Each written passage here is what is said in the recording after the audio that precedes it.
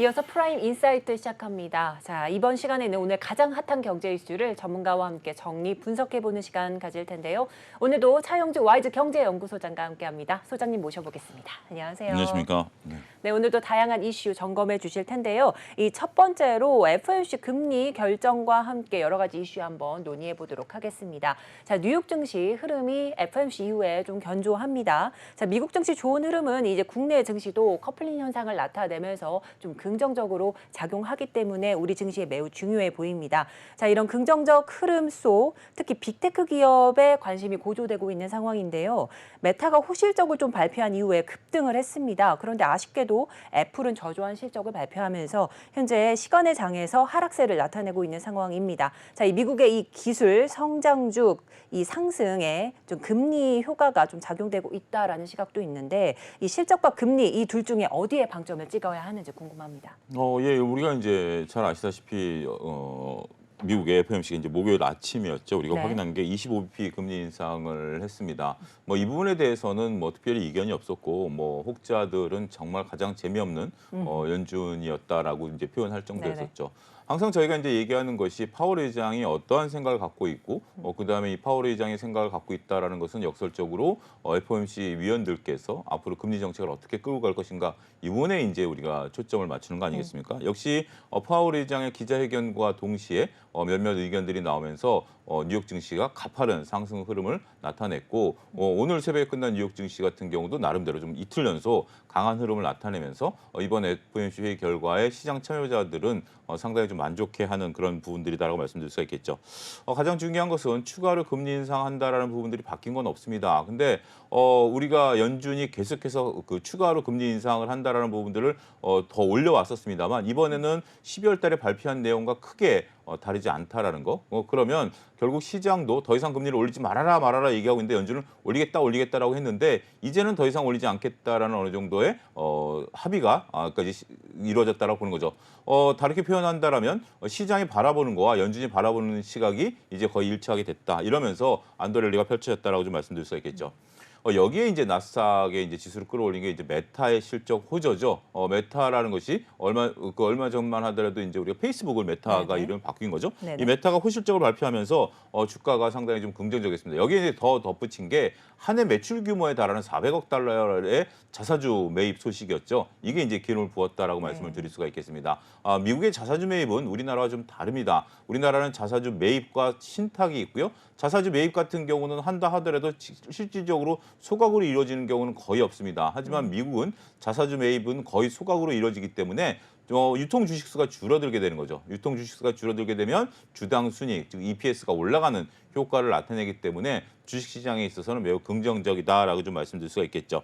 물론 메타가 지금 영업이익이 좀 줄어드는 상태에서 현금을 여기에 써야 되느냐에 대한 논쟁도 있긴 하겠습니다만 여러분 이렇게 생각하셔야 돼요. 지금 이제 이익이 나니까 자사주로 소각을 하는데 그런 것들은 지금까지의 미국 기업들이 어떻게 보면 관행이었었죠. 자본금을 줄여가기 때문에 EPS가 증가하는 건데 한편으로 보면 돈을 쓰고 있는 거예요. 돈을 외부로 유치를 해서 이제 하는 부분들이기 때문에 이거에 대해서 지금 현재 그 어느 때보다도 현금의 중요성이 부각이 되고 있는 시점에 과연 자사주가 긍정적이냐? 이건 한번 고민해 봐야 된다는 거예요. 나쁘다라는 게 아니라 무조건 좋다와는 좀 결이 다르다 이렇게 좀 말씀드리겠죠. 근데 이게 하루짜리에 불과했습니다. 안타깝게도 메타의 상승 효과로 여타 다른 기술주들이 동반해서 추격하는 모습들이었는데 시간 내에서 애플이라든지 아마존이라든지 굵직한 기업들의 실적 발표가 나왔죠. 이게 이제 오늘 밤에 뉴욕 증시에서 반영이 될 텐데 현재 시간 내에서는 좀 하락세를 나타냅니다. 물론 아주 그냥 급락세를 나타낸다기보다는 3에서 5% 정도 하락세를 좀 나타내고 있기 때문에 상당히 좀 안타깝다라는 거죠. 자, 그러면 이렇게 정리를 해야 될 것으로 보여집니다. 메타가 상승하니까 국내 일부 언론에서 그런 얘기들이 나왔습니다. 더 이상의 미국의 금리 인상이 과격하지 않을 것이기 때문에 이제 성장주의 시대가 열렸다. 기술주의 시대가 열렸다. 그동안 미국이 계속해서 금리를 올려왔기 때문에 성장주와 기술주들이 그 눌림목을 받았었고 이제 그러한 것들에서 벗어나서 성장주와 기술주들이 올라갈 것이다라고 보는 시각이 있었죠. 저는 여기에 대해서 좀 여러분들이 고민을 좀 하셔야 된다라고 보여집니다.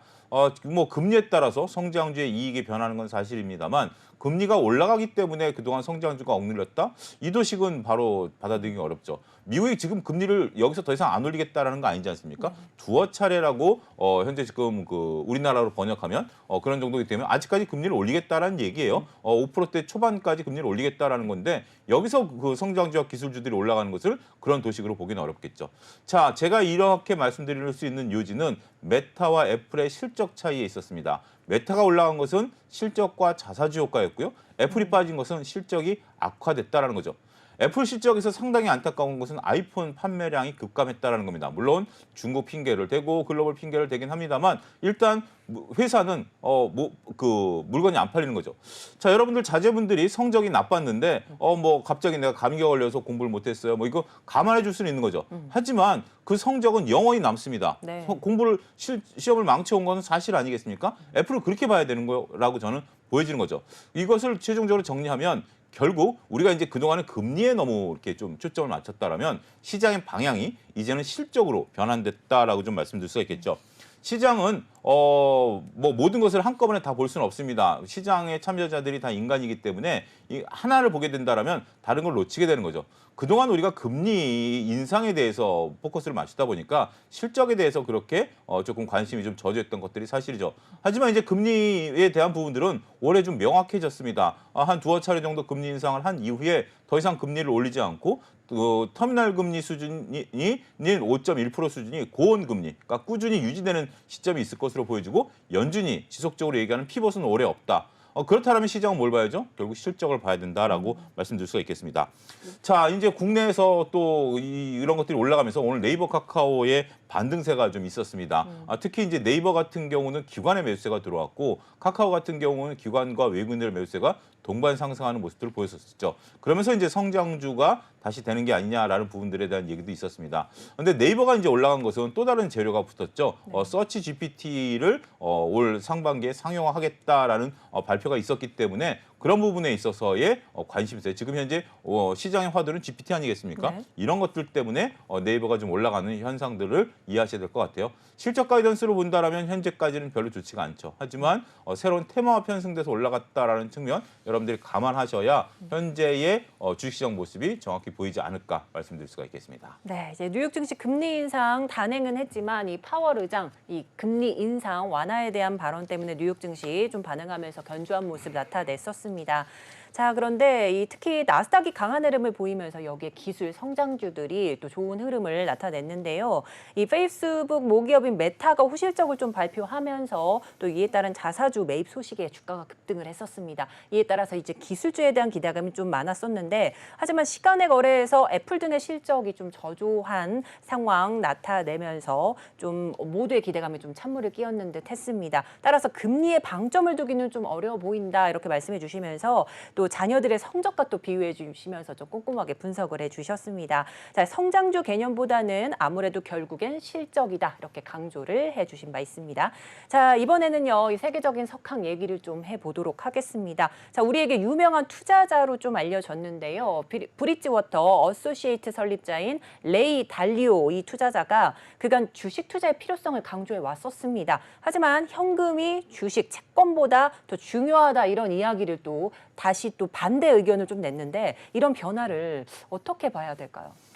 예, 이제 뭐 레이 달리오라고 한다라면 뭐 현금은 쓰레기다라고 이제 극단적인 참 뭐 표현을 지난 5월달에 하면서 네네. 우리 시장에 상당히 이제 부각을 나타냈었던 그런 부분입니다. 물론 레이 달리오 상당히 굉장히 그 스스로가 투자를 통해서 많은 부를 축적을 했고요. 시장을 보는 탁월한 식견을 갖고 있고 우리나라에도 그분의 저서가 이제 번역이 돼서 저도 그분의 저서를 탐독한 그런 한 투자자였는데 여러 가지 인사이트가 상당히 중요합니다. 네. 근데 이분이 이렇게 바뀌게 된 상황을 우리가 이해를 하셔야 될 것으로 보여집니다. 우리가 보통 일부 투자자분들 같은 경우 한 방향만 계속 외치시는 분들이 있어요. 네. 우리가 소위 말해서 뭐 캐시우드 돈나무언니라고 불리는 분은 계속해서 상방만 외치시는 분이죠. 특히 특정 특정 섹터에 대해서 상방만 계속 외치는데 그 섹터가 떨어질 때도 계속 상방을 외치다가 최근에 반등을 주니까 또 다시 이제 목소리를 키워가는 그런 모습들을 좀 보이긴 했죠.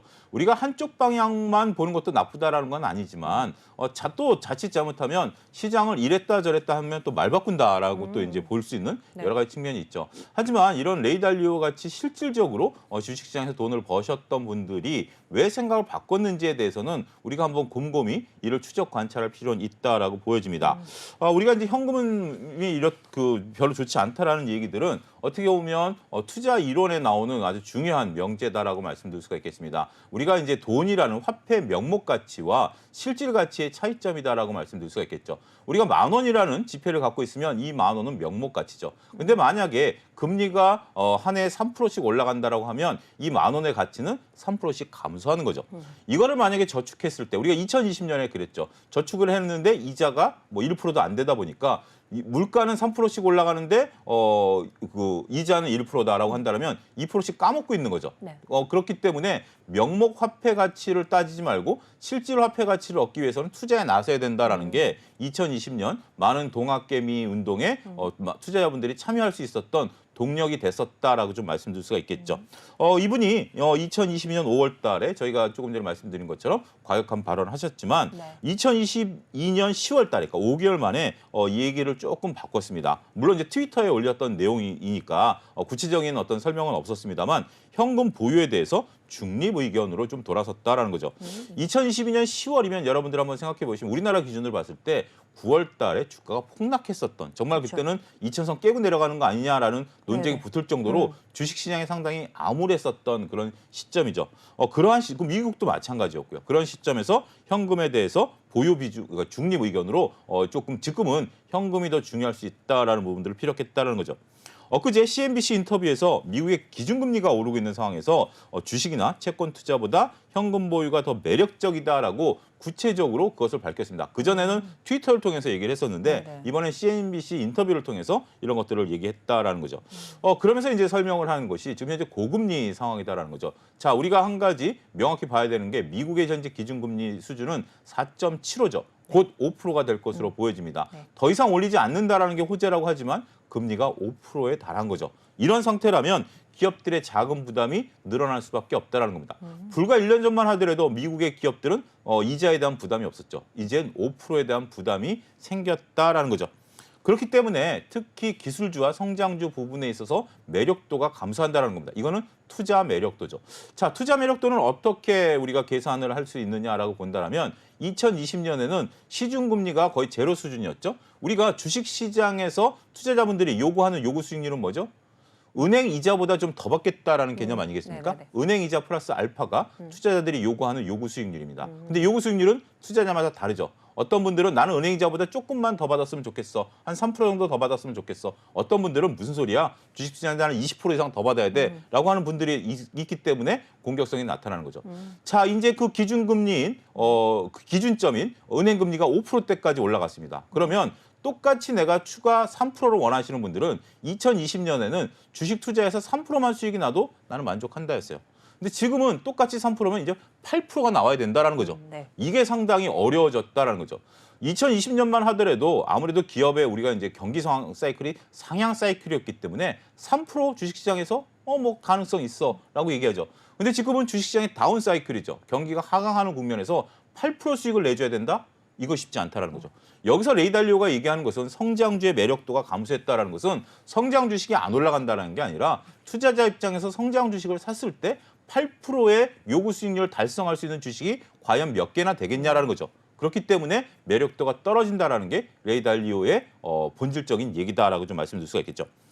채권은 현재 지금 시중금리가 올라가게 된다라면 채권 투자는 좀 매력적이지 않느냐라고 이제 볼 수 있는 거죠. 더군다나 채권 같은 경우 이제 금리가 더 이상 올라가지 않고 내려오게 된다라면 채권은 금리가 내려올 때 가격은 올라가게 되는 거죠. 그러면 수익률이 좀 나아질 수 있다라는 거죠. 채권은 금리가 올라갈 때는 이거는 뭐 방법이 없습니다. 무조건 깨지는 싸움이죠. 네. 하지만 지금 5%에서 8%대 채권을 갖고 있다라면 결국 피봇이 언젠간 생길 것이고 금리가 내려간다라면 추가 수익을 얻을 수 있는 거죠. 그런 부분들이지만 현재 공공부채 문제, 이제 미국 기준입니다. 공공부채 문제가 좀 될 수 있고 따라서 실질 수익률이 감소할 수밖에 없다라는 게 레이 달리오의 의견이다라는 부분들도 여러분들이 참고하셔야 되지 않을까 싶습니다. 이를 종합적으로 레이 달리오는 현금에 대한 중요성. 근데 현금이라는 게 상당히 재밌는 게 우리가 이론적으로 보면 아까 얘기한 것처럼 명목 수익률이 떨어진다라는 거지만 현금을 갖고 있으면 투자자 입장에서는 어떠한 투자도 어느 시점에 자기가 원하는 방향으로 끌고 갈 수 있다라는 거죠. 여러분들이 2020년에 투자 수익률이 마음에 안 들어서 주식시장에 들어오셨다면 지금은 새로운 투자처가 보인다 하더라도 소위 주식에 물려있기 때문에 뭔가 운신의 폭이 좀 좁아든 거죠. 하지만 지금 현금이 뭐 새롭게 있으신 뭐 보너스를 갑자기 회사에서 받았다거나 그래서 뭐 현금 있으신 분들은 나름대로 행복한 고민이 되는 거죠. 야, 주식이 싸졌으니까 주식을 한번 사볼까?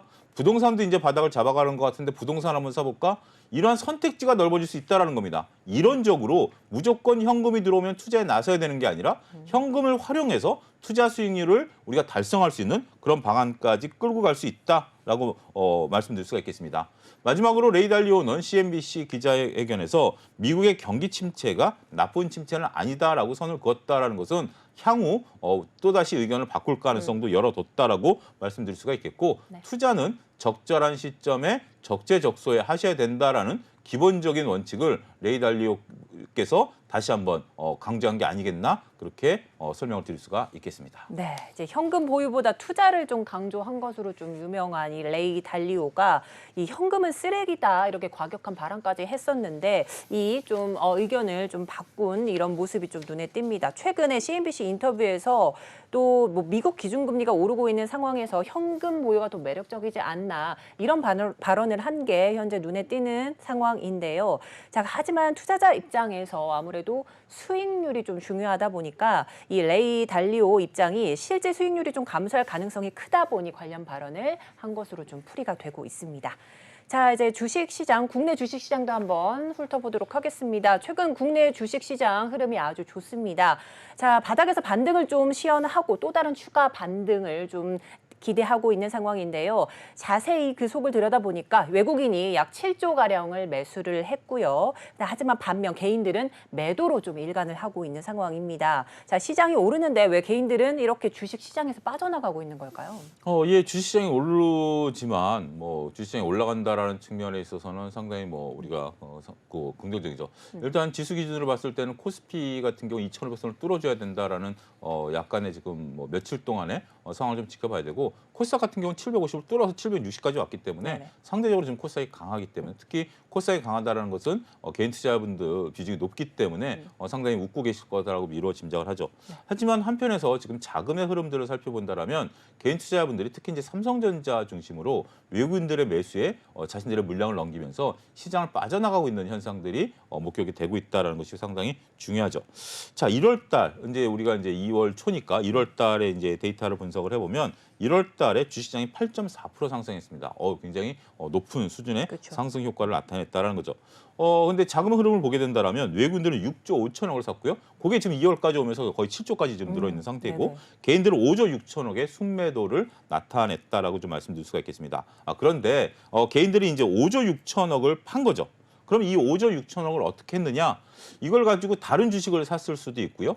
그렇지만 이게 순매도니까 다른 주식 산 거 감안해서 그러니까 총 순매도니까 뭐 사고 팔고해서 그 매도가 5조 6천억이 된 거죠. 네. 그러면 이게 주식시장에 남아있다라는 것은 고객예탁금으로 확인할 수가 있습니다. 고객예탁금은 주식을 사기 위한 대기자금이죠. 고객예탁금이 얼마 늘었느냐? 2조 8천억 늘었습니다. 3조 늘었다라고 하면 전반적으로 봤을 때 한 2조 6천억 정도가 돈이 빠져나간 거죠. 그렇게 보셔야 될 것으로 보여집니다. 자, 우리가 고객예탁금이라는 것은 앞으로 주식시장에서 중요한 바로미터입니다. 지금 한 47조 수준인데 동학개미운동이 있었을 때 고객예탁금은 70조 수준이었어요. 한 반토막 정도밖에 안 돼 있다라는 상황에서 지속적으로 빠져나가는 거죠. 이게 데이터로 봤을 때 2019년도 1월 달에 8% 주가 상승이 있었어요. 그때 고객예탁금이 3조 3천억이 들어왔어요. 그리고 2012년 7% 상승했을 때 그때 지금 정도 수준의 고객 예탁금이 늘었기 때문에 현재 많은 투자자들이 여기서 빠져나가고 있다. 이렇게 좀 말씀드릴 수가 있겠죠. 어떻게 보면 동학개미운동의 후유증이다라고 좀 말씀드릴 수가 있겠습니다. 뭐 삼성전자 기준으로 봤을 때 4만 원부터 올라왔기 때문에 초기에 들어오신 분들 입장에서 보면 어떻게 보면 수익이 좀 난 구간일 수다라고 볼 수 있겠죠. 뒤늦게 들어오신 8만 전자, 9만 전자에 들어오신 분들은 아직까지 내 원금을 찾는데 얼마나 걸리느냐 고민하고 계시지만 초기에 들어오신 분들 입장에서 본다라면 내가 뭐 수익률이 한 50% 60% 났다가 다시 제자리에 오니까 이참에 조금 내가 매도하고 더군다나 경기가 안 좋다라고 하니 빠져나갔다가 다시 기회를 보자라는 분들도 분명 시장에 존재하고 계시다라는 거죠. 자, 그렇다면 고객 예탁금이 언제 늘어날까? 그리고 뭐 지금 현재 시장을 떠나고 있는 이런 분들이 언제 들어올까라는 부분에 대해서 우리가 예측을 한번 해봐야 되겠죠. 우리가 주어하는 피터 린치라는 투자자가 투자 이야기라는 책에 쓴 내용입니다. 물론 옛날 얘기고 미국 얘기지만 1970년 미국 시장이 조정을 받았을 때 전체 인구의 3%에 해당하는 500만 명이 이탈이 됐고요. 이것을 회복하는데 무려 5년이라는 시간이 걸렸다라는 거죠. 뭐 지금 그때와 지금은 상황이 좀 다를 수 있습니다만 당장 지금 우리가 2020년, 21년 동학개미운동 이후에 주가가 지속적으로 하락 추세에 있기 때문에 이걸 바로 올리기에는 물리적으로도 그렇게 힘이 강하진 않는 거죠. 무슨 얘기인가 하면 20년과 21년에 고점 대비 주가가 떨어졌죠. 우리가 이제 그러니까 공이 위에서부터 떨어지게 된다라면 이 공이 V자로 반등하기 위해서 밑에서 강한 물리적인 힘이 있어야 이게 V자로 튀어오르죠. 근데 지금 시장에서 고객 예탁금이 빠져나가고 경기 둔화이기 있기 때문에 밑에서 칠만한 효과가 나타나는 거예요. 그럼 어떻게 돼야 되죠? 가장 좋은 베스트 시나리오는 공이 현재 밑에서 통통통통통 튀기다가 에너지를 모아서 위로 올라가는 거죠. 이게 물리의 법칙 아니겠습니까? 우리가 2020년 3월 달에 그 코로나 이후에 V자 반등이 나타났다는 것은 그때는 두 가지 요소가 있었죠. 정부가 공매도 금지를 시켰고 그다음에 많은 투자자들이 매수에 가담하면서 V자 반등이 일어났었던 건데 지금은 그런 것들을 모색하기 어렵다라는 현상을 우리가 목도하는 것도 투자 전략을 공격적으로 가져가야 되느냐 보수적으로 가져가느냐에 있어서 중요한 바로미터가 된다. 이렇게 말씀드릴 수가 있겠습니다. 네, 이제 최근 국내 주식 시장에 이제 외인과 또 개인들의 대조되는 수급 상황, 좀 현재 흐름과 원인 자세하게 분석을 해주셨습니다. 자, 이제 마지막으로 삼성전자 얘기를 좀 빼놓을 수 없겠는데요. 좀 좋지 않은 소식인 것 같습니다. 특별 배당이 어렵다는 기사가 좀 나왔는데 재원이 부족하다는 그 이유를 들고 있습니다. 삼성전자 돈이 없어서 특별 배당을 못한다. 이게 말이 조금 이해하기가 어려운데 어떤 상황일까요? 예, 일단 뭐 기사 제목이 특별 배당이라는 용어도 좀 생소하고 그다음에 특별 배당을 하기 위한 재원이 부족하다. 실질적으로 네. 이제 돈이 없다라는 것을 좀 그 표현한 거죠. 무슨 얘기인지 한번 좀 천천히 들여다보겠습니다. 삼성전자 같은 경우 이제 우리 뭐 대표적인 기업이고 배당 측면에 있어서도 분기 배당을 실시하면서 네. 상당히 주주분들에게 그 안정적인 수익을 안겨주는 대표적인 기업이다라고 말씀드릴 수가 있겠죠. 삼성전자가 2017년에 이런 발표를 했습니다. 18년서부터 2020년까지 3년간 잉여현금 흐름의 50%를 주주환원 정책에 쓰겠다라는 거죠. 이게 무슨 굉장히 중요한 건데 이익의 50%가 아니라 잉여현금 흐름의 50%다라는 거죠. 우리가 이익과 현금은 좀 다르죠. 예를 들면 이런 겁니다. 지금 앵커께서도 월급이 오른다라고 하면 분명히 이제 매출이 올라가고 내 통장 잔고에 찍히는 거는 있죠. 근데 통장 잔고에 그 돈이 남아 있나요? 아니죠. 빠져나가죠. 네. 빠져나가죠. 근데 잉여현금 흐름은 내 통장 잔고에 남아 있는 겁니다. 이런 것 저런 거 다 빼고 났을 때 그거의 50%를 주주들에게 돌려주겠다라는 그런 개념이죠. 그러면서 정기배당, 그러니까 이제 분기배당이라는 것을 보통 정기배당이라고 하고 잉여현금의 50%를 특별배당하는 거니까 배당하고도 남은 돈이 내 50%를 또 주겠다라는 보너스의 개념이다라고 좀 말씀드릴 수가 있겠죠. 2018년에서 2020년까지 정기배당을 약 9조 6천억 했고요. 그리고 2021년 초에 특별배당을 실시를 했습니다. 한쪽에서 보면 이게 과연 주주환원 정책이냐라고 보는 측면도 있어요. 왜 그러냐면 이때 상속 문제가 걸려 있었기 때문에 상속 문제가 걸려 있었기 때문에 현재 지금 이건희 회장께서 이제 돌아가시면서 자제분들에게 상속할 때 상속 지원 마련하기 위해서 특별 배당을 실시한다. 이것도 어떻게 보면 삼성이 나쁜 게 아니라 주식 교과서에 나와 있는 얘기예요. 상속 문제가 불거진 기업은 일시적으로 배당을 증가시키는 경우가 있습니다. 왜냐하면 상속세 때문에 그런 부분들인데 여전히 삼성도 그러한 부분들을 했었다라는 거죠. 자, 2021년 초에 특별 배당을 했고 3년마다 하기 때문에 다음 특별 배당은 내년 초가 된다라는 거죠. 내년 초인데 그러기 위해서는 무려 58조의 잉여 현금흐름이 발생해야 된다라는 수치를 일단 한 그 언론이 계산을 한 겁니다. 보면 2021년부터 정기 배당을 9조 8천억씩 했습니다. 9조 8조 약 10조에 달하는 돈을 계속해서 배당을 해왔고 그렇다면 2023년 29조 4천억의 잉여 현금이 필요한데 안타깝게도 현재 지금 삼성전자의 잉여 현금 흐름은 빠르게 줄어들고 있다는 거죠. 재작년에 19조였던 게 작년에 9조 정도로 줄어들었다라고 보면 실질적으로 내년에 29조를 마련해야 되는데 어렵다라고 봐야 되겠죠. 그 부분을 보긴다라면 특별 배당은 없을 것이다라고 보는 시각이 맞을 것 같고, 근데 이게 꼭 나쁜 것만은 아닙니다. 배당을 준다라는 거, 제가 그 앞서 우리가 메타에서 자사주 소각에 대해서 얘기를 했는데 네. 기업이 돈을 벌면 그 돈은 이제 결국 주주들의 돈 아니겠습니까? 두 가지로 쓸 수가 있습니다. 하나는 회사 밖으로 돈을 내보내는 거죠. 자사주 소각도 회사 밖으로 돈을 내보내는 거고, 그다음에 그 배당을 주는 것도 돈을 내보내는 거예요. 근데 회사가 어려울 때는 굳이 돈을 안 내보내고 이걸 가지고 회사의 내실을 다진 다음에 회사를 더 키워나가는 방법이 될 수도 있는 거예요. 그런 부분들이기 때문에 이게 꼭 나쁜 것만은 아니에요. 우리 일부 투자자들의 오해가 아니 기업들이 그렇게 막대한 이익을 나는데 왜 배당을 안 줘? 라는 얘기를 하시는 경우가 있는데 그건 한 가지 면만 보는 겁니다. 배당보다는 기업의 내부의 유보에서 더 좋은 곳에 투자할 수도 있다는 거죠. 우리가 좋아하는 워렌 버핏이 배당은 안 합니다.